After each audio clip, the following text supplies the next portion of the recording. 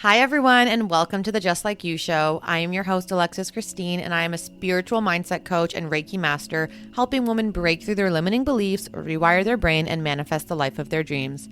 Just Like You is a podcast for all of the divine souls looking for guidance on their healing and ascension journey. We explore the depths of the universe, hold space for vulnerable conversations about spirituality and self-development, delve into the esoteric things like how to manifest, star seeds, the astral realm, and shed light on taboo topics such as plant medicine and so much more.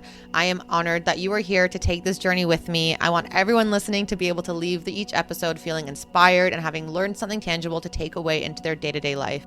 If you feel called to work with me or explore this work deeper, please reach out at imalexischristine.com or you can DM me on Instagram at iam.alexischristine.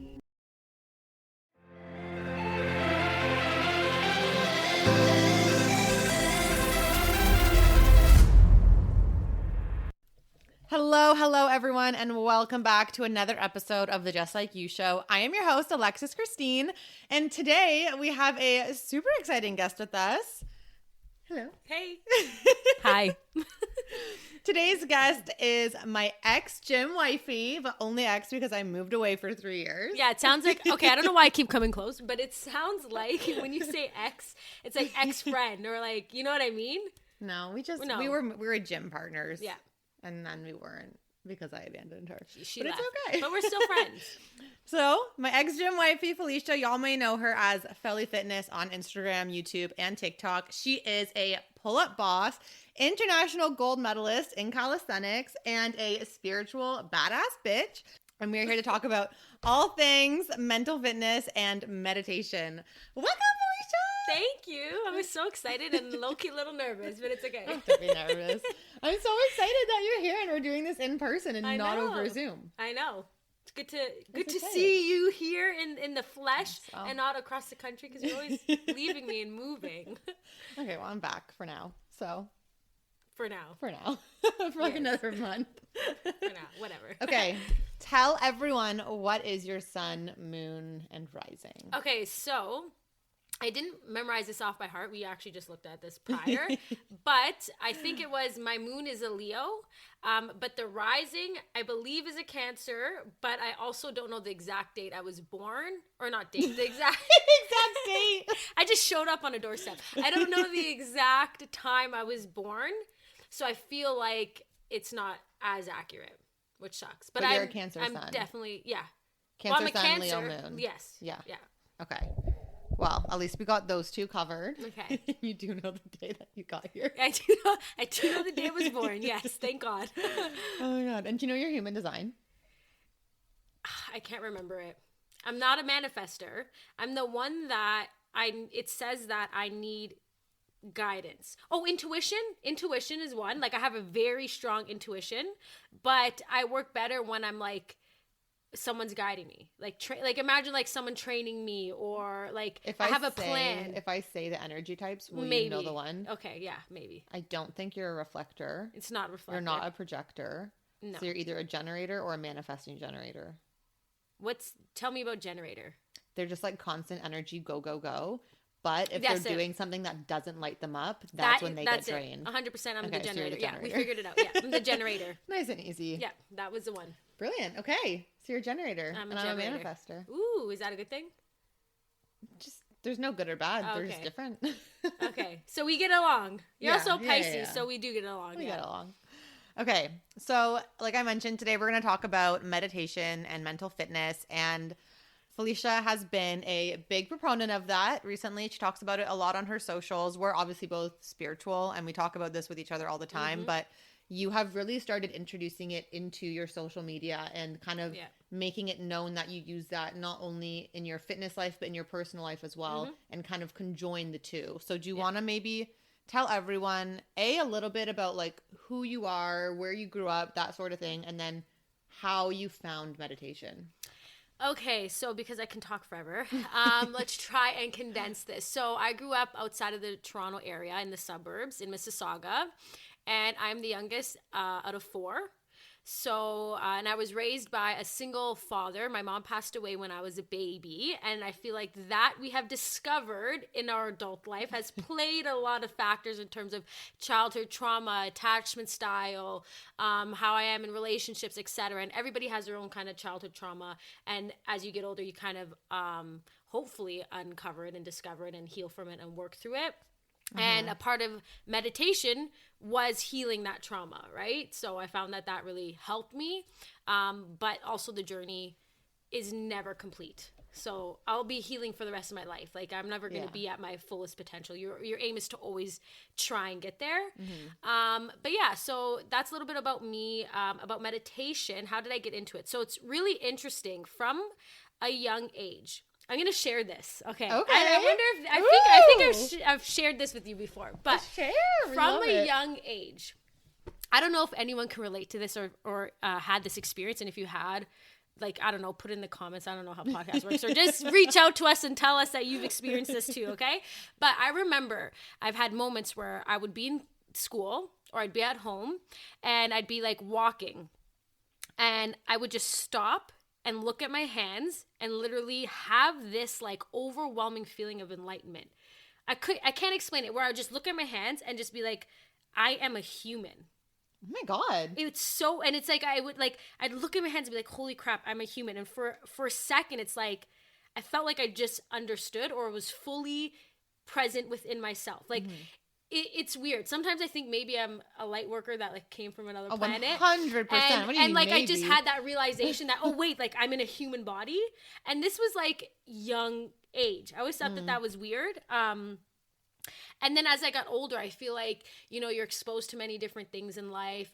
You know, meditation and spirituality, especially back in the day, wasn't really taught or talked about.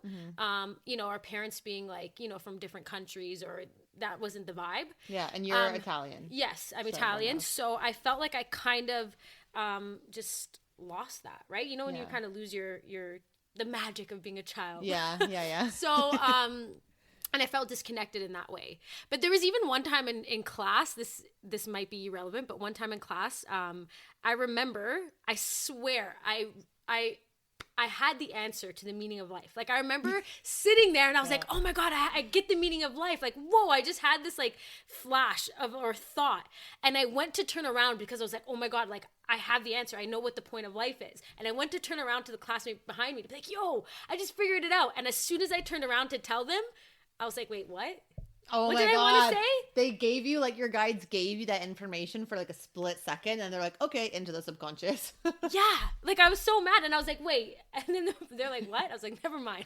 I don't know. But anyways, so I'm on the tangent, so you're going to have to bring me back. But that's okay. This is all leading to how you found meditation. Yeah. So I just always knew that I don't know how I specifically found out what meditation was, but I just knew that I always wanted to do it. At some point in my life, maybe have heard of it, and I was like, I always wanted to try it. The thing is, I was truly scared to do it. Like, I would always say, like, I remember going to bed and be like, oh man, I should just sit with myself for a second. And there was a fear of being alone with myself. Yes, we've talked about this. Yes. So Felicia and I have been friends for a while, and the amount of times where she's overbooked herself. I still do today. Because she just like, we came to the realization it's because you don't want to be alone. Like you were scared of spending time by yourself. So you would just pack your schedule so intensely so you never had to be. It's like, I don't know what it was that I was scared to face. And I mean, I still think I do have some of those habits today, even though like, you know, you can meditate and do all these things. But like, again, like I said, the healing journey is never complete. Yeah. But I was scared to just like, I felt so uncomfortable, even to be in my home. Like it was just, I felt uncomfortable in my room. Like, and then to the thought of that, it was just like, I don't want to do this. But I always was like, oh man, but maybe if I did, my life would be so much better. But it was like a push pull. It was like, do it. And then it's like, it's weird. Or it's like, do it. And then it's like, ugh, I don't want to. So it was like back and forth. And then I think it was maybe 2 years ago, after like, okay, maybe 4 years ago, after going through that breakup with that toxic relationship where I felt like my identity was like ripped out of who I was and I had to be reborn again. It was the most devastating thing ever because of my anxious attachment style. I got into the fitness. That really changed my life. And coming with fitness, like the physical fitness is also like, okay, now I need to focus on my mental fitness because I got my physical fitness in check. What can I do for my mental fitness? And I think I started by downloading the Calm app. So what was like the trigger point where you were like, okay, I'm finally going to do this. I'm finally just going to try it. I don't know exactly, but I think it was that I was like, I think I came to the realization that I had to face myself. Like, I think it was like, you know, when you get to the lowest points, like the lowest of the low of what you are or who you are or whatever. Rock bottom, rock bottom, it's like, okay, like I can't get any lower. Like I have to start climbing out. Yeah. And I think that just made me try it, but it wasn't like, oh, I like got into meditation and boom, like everything, like I was doing it consistently or whatever. I think I kind of just tried to play with the idea of it here and there until eventually I remember downloading the Calm app and then doing the 30-day challenge that they had on there. And I did that every day, and then that kind of sort of kickstarted it. Yeah. But it's the same thing. Like sometimes people are like, well, how did you get into fitness? And it's like the hardest thing is just getting started. Like you always think, okay, I'm going to do this, but it's like, what finally pushes you to actually do it? Do you know what I mean? Like even for your journey, what was it like? Did you just wake up one day and was like, yep, I'm going to fully like lose 100 and freaking 60 pounds or whatever, 100 and whatever. She had a great journey. I don't Definitely know. not 160 pounds. What was it? More 100? like between 60 to 70. There's no 100. Okay. Well, her transformation is big. Like I think it's like just physically and mentally. Maybe that's why I said so much, because it's like it was a whole transformation. Yeah, not even just for like physical, like spiritual and mental. Like it just feels like it's been a lot. So I don't know. But so it was like, did you just wake up one day, or was it like a process of thoughts, I guess, that led to it all? Yeah, it was quite a few things. Yeah. So I feel like the same with you. Yeah. So then when you started doing it, what was your expectation of it versus like what it actually was? So when I started doing it, I guess I had done a lot of research because when I would try for the first time to meditate, it was like, I was like, I'm doing this wrong. Like, this is stupid. I'm doing it wrong. I can't like focus. Like, you know what I mean? Sorry. Also, side note. So don't let me, because this plays into effect too of me being a child and having this weird thing. This I'm telling you. Okay. So another thing when I was a child, was I remember specifically being by a toaster waiting for toast. Okay. And I just think a lot. Like if you know me, like, well, you do know me, but if you guys knew me, I overthink. I talk really fast. I have like a gazillion thoughts in my head. Might low key be ADHD. I don't know. That could be another podcast, but like, you know, like a million thoughts in my head. Yeah. So I remember being by the toaster as a kid, making my toast. And I was like, okay, 1, 2, 3, stop thinking. And like I would try and like not have a thought, because you if you really try, you can't have any thought. Yeah. And the fact that I was saying like don't have a thought, it made me purposely be like, okay, like think of random stuff. But I remember just wanting to like try and like challenge myself to not have a thought, like to silence my mind. And I realized, oh, like this is impossible. So leading up to the expectation versus reality, I would try to meditate, and I was like, this is stupid because I can't control these thoughts. Like I'm still thinking, I'm not reaching this state. Like I don't understand what's going on. And doing the research, I realized that those thoughts are okay to have. So when you're trying to meditate, let those thoughts come. You're supposed to let them come, and you're supposed to let them pass through. If you're trying to force yourself to be silent and not have these thoughts or get yourself into this meditative state, it's only going to make the process more frustrating, as opposed to just honestly letting it be. And eventually it's just like with my fitness journey, with pull-ups or with anything in life, the more you practice it and the more like you work towards it, eventually it's just going to come. Yeah. Like I always use the example of, imagine you see a cloud like just passing in the sky. You don't stick on it and like do things to it with your mind. You just see it, you acknowledge it, and you're like, okay, cool. And it passes. So you do the same thing with your thoughts. Like it comes into your brain. You're like, okay, cool. That thought's there. And then you let it go. You don't feed into it. You don't continue to think about it and then create the story in your head of like whatever that thought would be. Like you literally just, okay, cool. Here you are. And goodbye. And it can happen though, like the thought comes in your head, and then you'll notice like there's times where I'd be meditating and the thought would come into my head and I do hold on to it. Yeah. But then I realize, like, maybe after a minute or two, it's like, oh wait, I'm like sitting here trying to meditate, like, okay, bye, next one, right? So sometimes you can still hold on to it, but then you realize, like, wait a minute, this is what I'm doing, and then you just try and get back into that state. And then you might have another thought that comes in and does the same thing, and you're stuck on it for 30 seconds or a minute, and then you're like, oh wait, I'm doing this, oh yeah, next, like, my next thought. And then eventually, like, you'll learn how to kind of control that the more you practice it. So how long did it take you? I know you said you did like the 30 days, but when did you actually feel like you were starting to get the hang of it? Like, so for people who are listening who have never meditated before and it's like intimidating, how long would you say approximately? Obviously everyone's different, but it takes for you to actually be like, okay, I think I'm getting this. Like, I feel comfortable doing this now. Oh, that's a good question, because this was also like a year or two ago. But because I still struggle today. It's not like I'm that consistent with it as much as I'd like to be. Like, we all go through the ups and downs. But I feel like, I think, because the 30-day challenge I did was a guided one. So that really helped me as well, too, because it's very different doing a guided one versus one on yourself where you're just listening to music. Because that, as a beginner, I recommend doing a guided one.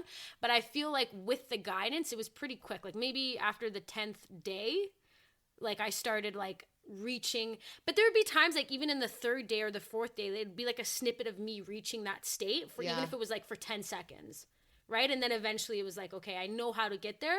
But again, some days can be more stressful than others, and maybe you hold on to thoughts longer or whatever the case is. But I feel like if you're consistent, like maybe in 5 days, 10 days, after the 30 days. The whole 30 days. Yeah, the whole thing. You might need the 30 days.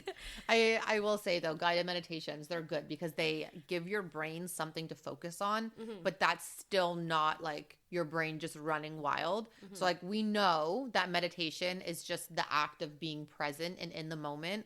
And when you're sitting there and all the thoughts are coming, that's what you're trying to accomplish. You're present, you see the thought coming, and then you let it go. You don't feed into it. Like, you're just vibing in the moment, in the present. Whatever comes and releases. And so I don't really know where I was going with that. I love those ones. Me all the time. I'm like, wait a minute, what? But you're asking how long it was, like how long to take to get there. But so with the guided meditations, it's like you're still allowing yourself to be in the present without the feeling of having to just shut off your mind completely. Yeah.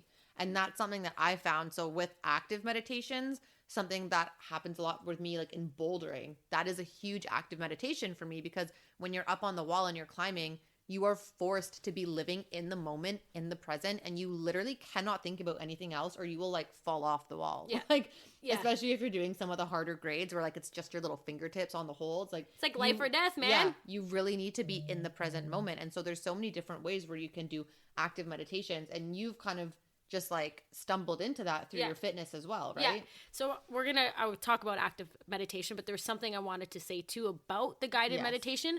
A great thing about guided meditation to note is it's not like they're talking throughout the whole meditation. So they'll talk you, they'll guide you, and then there's that moment of either silence or the music is playing where then you're allowed to kind of experience that for yourself. And then they'll talk again, and sometimes that kind of brings you back. So if in that moment of like silence or music or whatever is playing during the guided meditation, when you're kind of forced to do it on your own, like, you'll notice they'll come back and say something else just to kind of bring you back to that present moment, just in case you're not able to at the time to fully stay present. Yeah. So that's why I strongly suggest guided meditation to start. But active meditation, truly love not working out. Well, I love working out. Yes, truly love that too. But going on walks. And you just kind of told me that was a guided or active meditation. And I love listening to my music. Sometimes I'll listen to lo-fi beats or like binaural beats when I'm on a walk, because I find that it helps me connect to nature. And like, there's something about being in nature, even if it's just like going for a walk or sitting by water. If you're not intentionally trying to meditate, just doing those things bring a sense of like groundedness and is a form of meditation, whether you're aware of it or not. Yeah. And again, like, I was doing that. It was like almost my soul or my body wanted me to like connect with myself, and I do that good through nature. So again, it's a form of meditation, and in this case, an active form of meditation. Yeah. So if sitting with yourself at first maybe seems scary, try a form of active meditation. And so how would you say that this meditation practice has actually changed or improved your life or mental health in some way? So I would say that it improved my mental health. Okay, because it goes hand in hand with fitness for me. Like I feel like if you're physically like in your like physically fit, you're mentally fit, but you also need to like practice other stuff to mentally maintain that fitness, right? Your mental fitness. So it's changed in the sense that I feel more calm at times.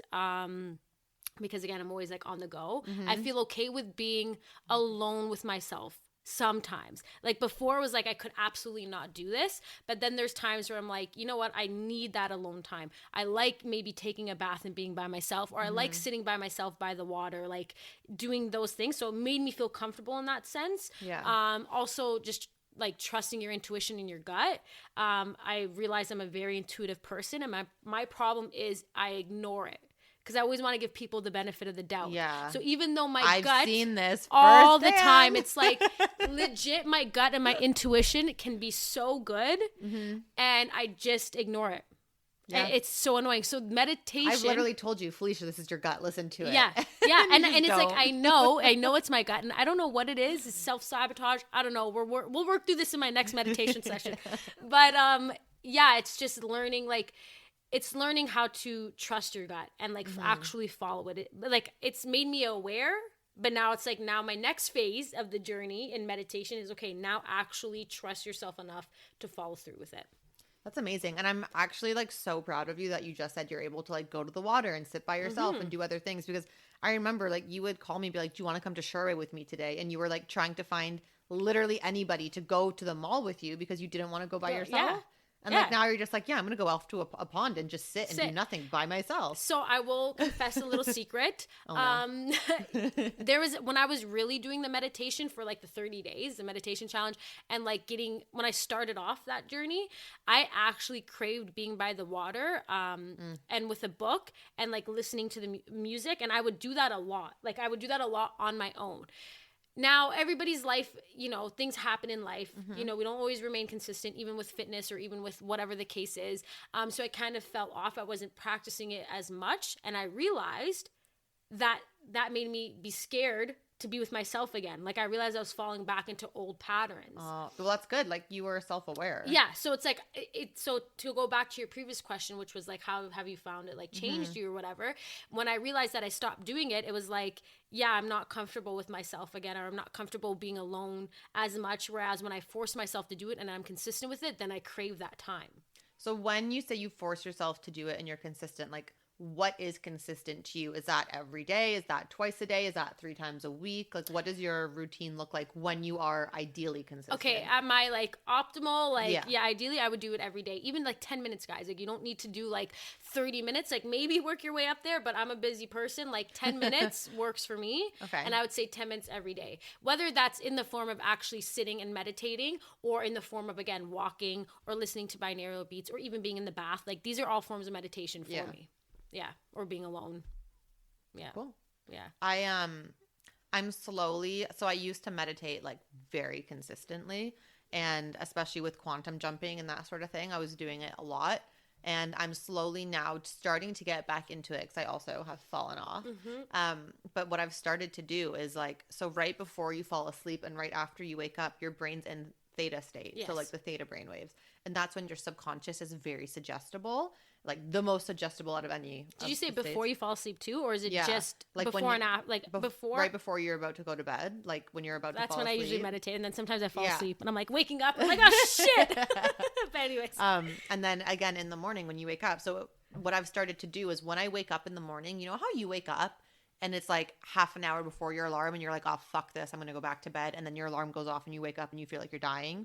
So when I wake up in the morning, just naturally, because that's the end of a sleep cycle, I stay awake. But what I've done is I've created a meditation for myself with binaural beats in the background, full of just affirmations and things that I want to achieve that I've recorded in my own voice. I love that. And I literally will play that as I'm like laying in bed with my eyes shut. So I'm staying awake and I'm letting those go into my subconscious. But I'm still feeling like I'm kind of resting. So it's love like that. The best That time. is what I'm going to do. I'm going to record my annoying ass voice. Well, because your brain, put it in my ears. Your brain is more susceptible to it if it's your own voice. Because it thinks that like you're saying it, which I mean, it isn't. It is. It's right. You are. And like in the mornings, especially right when you wake up, when your brain's in theta, because your subconscious is so suggestible, you should be doing things that are going to benefit you. You shouldn't be jumping on social media. You shouldn't be rolling over and opening your laptop to go to work, because everything, like all the feelings you get when you jump on there, so all the comparison, all the annoyance of the emails, like all those things are what is going to go into your brain first thing, into your subconscious, and kind of set the mood for the rest of your day. And actually being on those things, it takes you out of theta faster. Wow. Yeah. Also, I just want to say the whole thing about your voice, like I'm still blown away. Like, why? That's crazy. But I think that's really great for manifesting too. Yeah, because you're manifesting it in your own voice. So it's like you actually believing and saying it, as opposed to hearing like, you know, affirmations from other people. It's like, it's your own voice. So you can manifest literally. There's a manifestation hack right there. Yeah. Use your own voice. That's literally what I'm using it for. It's for like to work on manifesting things, to work on my self-love, my self-confidence, like all those types of things. Like being okay with my body when I've gained literally 40 pounds this year due to like mental burnout and stress. Like, you know, just so many things. And it just all goes into your subconscious. That is really cool. I'm going to do that and let you know. Another thing I just thought of too is when I was meditating more, I realized that it was more organized. My mind felt mentally organized, because again, my thoughts go like 400 miles per hour. Yeah. But I felt like my room was more clean. I was more organized. Now that I've kind of fallen off, I'm trying to get back into it. Like, you could kind of see my room's a little more messy. I'm going to say, like, that's a real thing though. Like, when your mental health is like not good, you can see it in the environment that you live in. Yeah. Like, if you walk into someone's place and it's just chaos everywhere, like, you know that something in their mind is just not quite because it represents like how your mind is projected into your outer world, and then vice versa. So if your external world is like crazy and chaotic, then your internal world is going to be the same. Yeah. And like I noticed that too. Like if I ever like, so people are probably going to think I'm crazy, but whenever I come back from a trip, the very first thing I do is unpack in laundry. Like, I do not go to bed until everything's done. Wow, that is amazing, because I am not like that. And I'm not even, like, just on trips. Like, when I moved to London and when I moved back from London, I had my 3-ass big suitcases. All of that shit was done before I went to bed. Like, I cannot live in chaos because it fucks with my mind so much. So I'm going to need you to come over, because right now my laundry I hate doing laundry in terms of putting it away. So maybe you can come help me with that before you leave. Yeah. I mean, it's not ideal, but actually what I've found, like a little life hack, is if you do smaller loads, it's easier to put away after. It's like less of a big task. Smart. So like, and I didn't learn this on purpose. It's because in London, everything's fucking tiny. So you had no choice but to do smaller loads. I wasn't able to fit more than like, let's say 4 sweaters in at a time. Wow. So like when I'm wearing like leggings and sports bras and stuff, I can fit like probably 4 days worth. But like I had to force myself to do smaller loads because it just wouldn't fit. And so then does also it feel as overwhelming and daunting to put everything away? Exactly. So like even here, like my washing machine's fucking massive because we had a family of 6 at one point. But like, it's censored. So even if I put in a small load, it like senses how much it is, like there is, and it just goes for like 20 minutes or half an hour. I'm going to try this now. It honestly makes I'm going to start meditating more. I'm going to do like a whole goal to meditate more, and then we'll see how fast my laundry gets done. Stay tuned. We'll keep you updated. Yeah. But like, I don't know, I guess there's one thing that you mentioned earlier, and it was like when you were rock climbing and how you're so present, because it's like life or death, and meditation teaches you to be present. Yeah. It is really, truly, like, that's why I think meditation and fitness do go hand in hand too, because when you're working out, sometimes we're just doing the movement just to do it. Yeah. What I'm trying to practice now is being aware of the movement that I'm actually doing, and that mind and body and muscle connection. Yeah. And that's where I feel like you make the most progress, when you're like, okay, I'm literally in a squat. It's like, what muscles am I using? Oh, I'm feeling my glute here. Like, I know I need to push up through the heels or the side of my feet, feel the glute. Like it's like, it's amazing. I know it's easier said than done, but that mind-body connection, it's like brings you present into your body. Yeah. It's and amazing. I think that's so important too, because you always hear people say, oh, I go to the gym, it's my form of meditation, like it keeps me sane. But I never really understood what that meant until I started going, and not going and just being like, okay, like I'm just going to fuck around and leave. Like really following a plan, really trying to reach some goals and take it seriously. That's when I realized, like, oh my God, now I understand why people say it's their form of meditation, because you literally are meditating as you're working out. Like, you're so fully present in your body. You're feeling all the muscles contract, and like, It's just when you're really in it, like you're in it. Yeah. Yeah. And sometimes though, like you go and you're doing reps and stuff and maybe you're just like a zombie, I'm tired. just doing, Fuck this. yeah, you're not even thinking, but at the end of the day, your body's still releasing whatever stress, whatever is going on from the day, like meditation would do when you're in that state. Like it's just releasing that. And like, even if you're aware or not, it's going to bring clarity. Like you always feel better after the gym. You might hate going to it, but you always feel better after a good workout. Well, especially because depending what you do, like we have a lot of emotions and energy stored in our hips. So if you're doing anything leg related and then you stretch after, even that alone is going to release. And like things with back flexibility and like, I don't know if flexibility is the right word, but mobility. Yeah. Like, because a lot of things when you go back, like, it needs your chest to open. And if you're holding a lot of shit in there, you're not going to be able to get that mobility. And a lot of times people, even in yoga, will go into like bridge or wheel and they'll have an emotional release because it's forcing their chest to be open. So like even things that you don't realize are helping you in so many ways. Yep. It's insane. With fitness as well, one life hack that I've been doing, and I'll share with you guys, is after my workout, I love going into the sauna. Oh, my favorite. And putting on, again, binaural beats or lo-fi beats or meditation, and just sitting in the sauna, even if it's for 10 minutes. And I know because your earphones in your phone, like you can't keep it in there for too long with the heat, but it is just like, it is the freaking icing on the cake. Yes. The cherry on the sundae, like after a good workout, to get in and kind of do like a 10-minute meditation and just kind of come back to yourself or cool down or whatever. It's amazing. So I highly suggest doing that too. Yeah, I second that recommendation. Give it a try. I literally joined Good Life. Like when I left Movati because I wasn't working in Burlington anymore, I literally joined Good Life specifically because they had saunas. Yeah. Because when I was at Movati, it was an infrared sauna. I would leave my phone outside the door, like on a towel so I could see it. Have my headphones in, and I would literally be in that sauna for like half an hour, 40 minutes. I'd put hair masks in. Like I would do like a whole thing. Do the hair mask, man. I'm telling you, another life hack. It was the best. It was so good. Oh, that's amazing. Love that. I love a good sauna. I love a good sauna. It's also really good for you because you're like sweating out all the toxins. So. Yeah. It's like a double or triple bonus. Whammy. Yeah. Triple whammy. Triple whammy. Love it. Man, I want to talk about also though, like what shows and like tips for meditation that people can like look into. Okay, yeah. So for anyone looking to get started, okay, give us your words of wisdom. Tips. Again, don't be hard on yourself. Take it slow. Go into the task with like a game plan to some extent in terms of like, do your research on it, right? Do your research on meditation. It could be maybe, you know, you're on lunch break and you're like, let me Google benefits of meditation. And then the next day it's like, you know what? Let me Google like different types of guided meditations or like, let me Google different types of apps or like just kind of do your research on it so that the task doesn't feel so overwhelming and daunting when you actually want to start because you'll have some knowledge. And again, like I said, don't worry about being like, oh man, I'm sitting and trying to do meditation, but I can't stop thinking about everything like I'm doing it wrong. F this, right? Like just be patient with yourself, do your research. I also find like I've heard that you're actually not supposed to meditate in your room. Oh.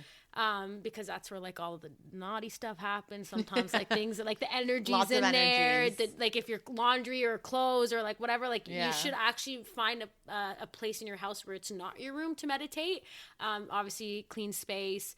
I personally love lights. Like I'm such a light. Can we swear on here? Yeah, know, but I'm a light Galaxy whore. Lights. I'm obsessed. Galaxy lights. So I remember I had this set up. So I was like, when I did the 30-day challenge, it was great. And, you know, I was consistent and then I kind of fell off. And then I was like, okay, what can I do? It wasn't as daunting to start the second time, but it was like, what can I do to make this experience a little bit more, less intimidating, I guess. Like more fun. Yes, more fun, less intimidating, getting started the second time. So I literally went on Amazon. I bought a meditation pillow because I find that I'm a person that slouches a lot. I'm literally this whole interview, I'm like trying to remind myself. I like going like this, like just keep slouch a lot. The pull-ups that I do, the workouts that I do, and the lack of stretching that I do, like my back hurts to kind of sit in that state. So either I'll lie down or the meditation pillow that I bought, I love, makes a huge difference. Okay, send me the link. We'll link it in the show notes. Perfect. So I bought the meditation pillow. I also went cutesy and bought like a little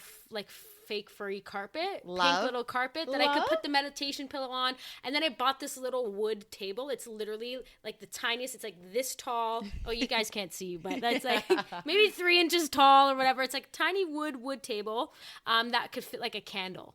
So I put that like beside there, put the candle on there, would light the candle. Then I had like this little Buddha statue that I would put on the table next to the candle. And then I had my galaxy lights in the room. So I would turn off the lights, have the galaxy lights on, like changing the colors. Or depending on the mood, I would put red or blue or whatever. Light the candle, put in my earphones. And it felt like I had this space for me. Yeah. And it made it less daunting. And it was like, ooh, I'm like, it's so cute. Like, you know, when you, like, let's say you like redecorate your room or like you buy a new outfit and you just like are so excited to like wear it or like spend time. It's like a mini Lux moment. Yeah, so like that helped me. So I recommend doing things like that. Find a nice space to kind of meditate. Again, a certain app that you might resonate with, or you know, again, research which apps. And there's tons of apps. Tons. YouTube, even if you don't want it, because apps I know sometimes you got to pay for. YouTube has so many different kind of guided meditations, music, like stuff like that. Yeah. Yeah. I also have a guided quantum jump meditation on my shop, and I'm going to be putting out more as well, like not just for quantum jumping, but link in bio. Link in bio.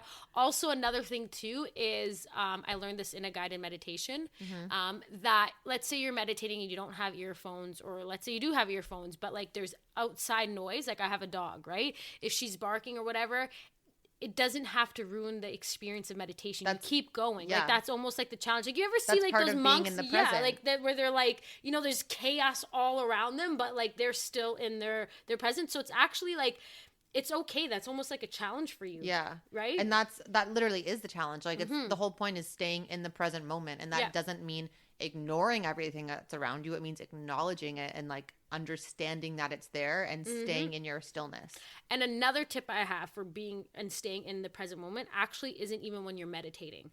I've experienced this many times. It's, well, not many times, but I've experienced it, and it's rare. But when I do experience, it's such an amazing feeling. So let's say you're out with friends, or let's say you're at an event or anything, like you're anywhere doing anything and it's genuinely bringing you happiness. Like let's say you're so happy, like you feel like you're on top of the world. Like, oh man, I haven't seen this friend in so long, Alexis. I just love being here right now. Like you know what I mean? Like any kind of event or a wedding or whatever.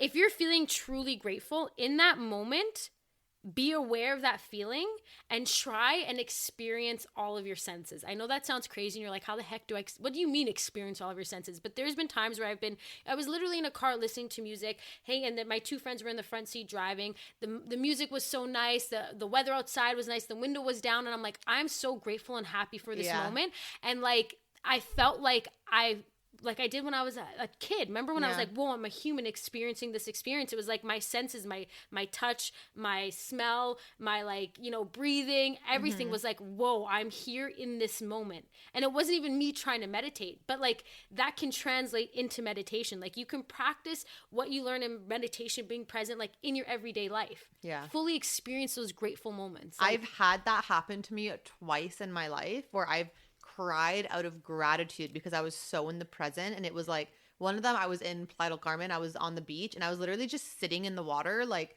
kind of on the edge. So like I was in the water, but like it was just covering my thighs. And I literally just like started crying because I was so happy. Like the sun was shining. It was the perfect temperature. Right? The water was warm. It was just like coming over me. And I was just like, how is this my life? Like this is the most beautiful moment ever. And the second time it happened was when I had just gotten to Norway. I was going to hike Choltunga. And I was driving from, where the fuck did I fly into? I was driving from one of the places, I think it might have been, was it Oslo? I don't know, to the mountain. And like, I just turned a corner. You were so present, you didn't even know where you were. I turned a corner and I just saw this mountain and this lake and it was just pure beauty. And I just started crying. I was like, this is like, how am I here? This is and so that beautiful. Feeling, doesn't it become addicting? Like you want to almost try and chase it. Yeah. Okay. So we have covered a lot today. Yes. And I want to ask you some closing questions before we go. What is one thing you wish you did more of 5 years ago? Holy it is recording. Shit, buddy. Next time, give me a warning. Like, and it can't be meditation.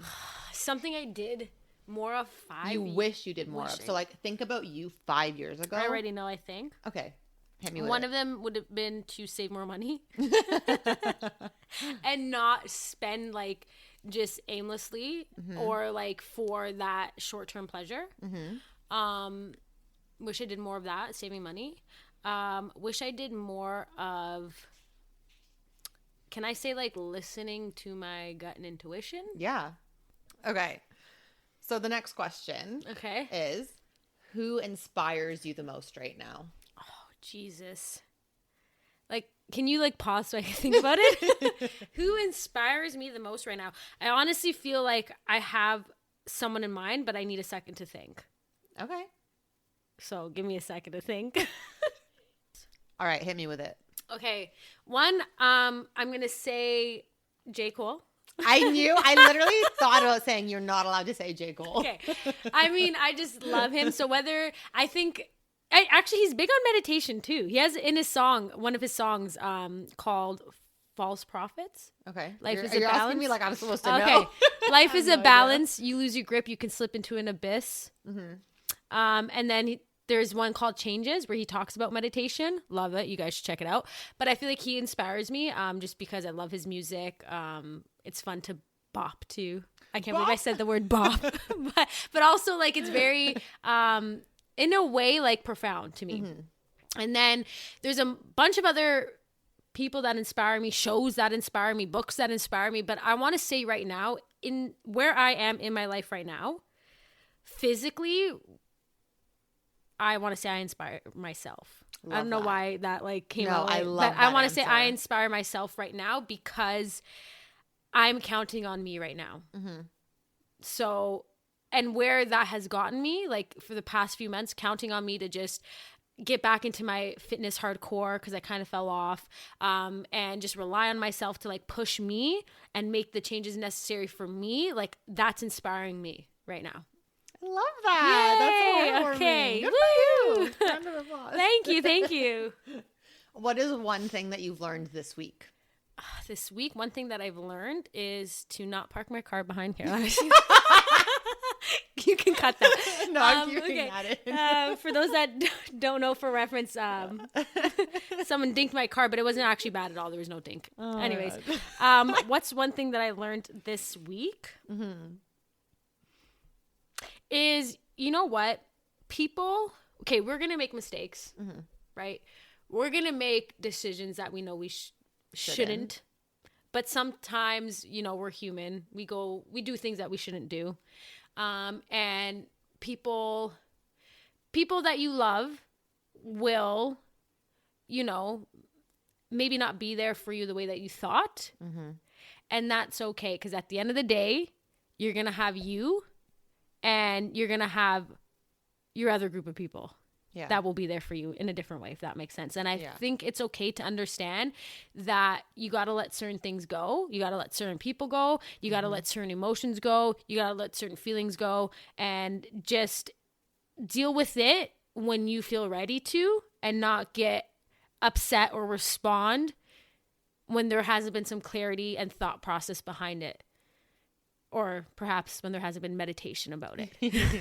If that makes sense. No, that makes a lot of sense. Okay. And I think one thing that you said there really sticks out is that just because you would do something for someone or you would react a certain way, you can't put those expectations on other people. You can hope that they would respect you a certain amount to treat you a certain way and whatever else. And if people in your life aren't doing that, then it's up to you whether or not you want to keep them in there. But you can never like hold people to the same standard and expect them to react a certain way, because we've all encountered different things. We all deal with trauma, with conflict, with whatever differently.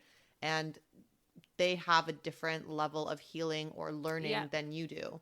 So if you've come super far in your healing journey and you're like, I actually am not going to lash out at this. I'm going to sit here calmly. I can see it from your point of view and I'm going to accept and forgive. Not everyone's going to be able to do that, right? Yeah. And you have to be able to accept who they are, where they're at in their journey. Yeah. And that's like a big thing that I've learned also. Yeah. And it's okay. Like there's no need to be like angry or have hate towards them. It's just like, I'm also not perfect, and there might be things I do at times to people who are going to have the same response I'm having right now. Yeah. Like, it's okay to let her go, or it's okay to, like, you know, maybe not be her friend right now or respond, whatever, right? They'll have that feeling towards me. It's just that we're all going through our own things at different times, so there's no need to have that animosity, and just learn to kind of let things go, meditate it out, or go work out. I love that. That's, yeah, I like that. That's Okay, like good. a thing you've learned. Yay. That's great.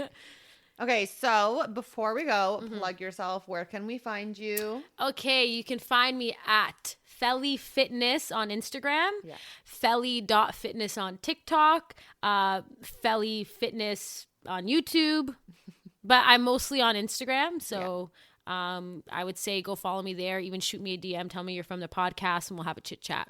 Have a little chit chat. Have a little chit chat. We'll bop to some J. Cole. Oh my God. Okay.